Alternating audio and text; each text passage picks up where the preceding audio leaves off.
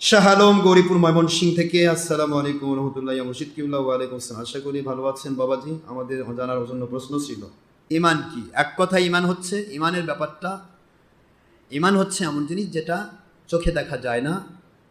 ইমান বিল গয়েব। আল্লাযীনা ইউমিনুনা, বলেন আল্লাযীনা ইউমিনুনা বিল গয়েব।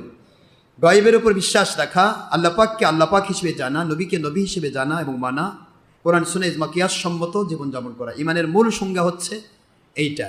কালিমাতুত তয়্যিবা পড়ে, শাহাদাত পড়ে কলমা নিলেও সে ইমানদার হলো। কিন্তু এর ইমানের গতিটা হবে তিনটি কন্ডিশনে: ইকরার বিল লিসান, তাসদিক বিল জিনান, ওয়াল আমলু বিল আরকান। মুখস্থ রাখবেন। ইমানের গতি হচ্ছে প্রথম মুখ দিয়ে বলা, মুখ দিয়ে বলা, ইকরার। ইকরার মানে স্বীকার করা, বিল লিসান।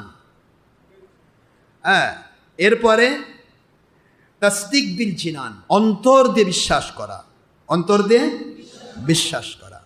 এর 3 নম্বর কন্ডিশন আল আমলু বিল আরকান, কোরআন সুন্নাহ ইজমা কিয়াস সম্মত আল্লাহর সন্তুষ্টিপূর্ণ সমস্ত আমলগুলি ইমানের মধ্য দিয়ে আদায় করার আপ্রাণ চেষ্টা চালিয়ে দেওয়া। সুবহানাল্লাহ। এটা হলো ইমান। এটা কি? ইমান। তবে নবীজি পাক সাল্লাল্লাহু আলাইহি ওয়াসাল্লামকে আমাদের মতো বলা, বড় ভাইয়ের মতো বলা, মাটির মানুষ বলা, নবীদের শানে উল্টাপাল্টা বলা, সাহাবীদের বিরুদ্ধে উল্টাপাল্টা বলা, ওলিদের দুশমনী করা, সাহাবীদের দুশমনী করা, এগুলি ইমান থেকে খালি।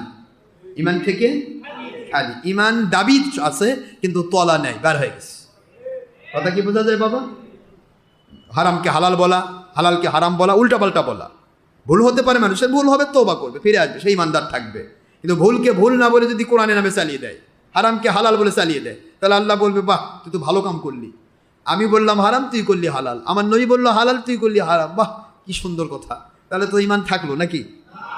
ইমানদার দাবি করলে শুধু হবে না, ইমানের কন্ডিশন হচ্ছে তার আমলু বিল আরকান, পরিপূর্ণ আল্লাহ মানুষের সন্তুষ্টির জন্য তার জীবনটা আমল দিয়ে পরিপূর্ণ করতে হবে।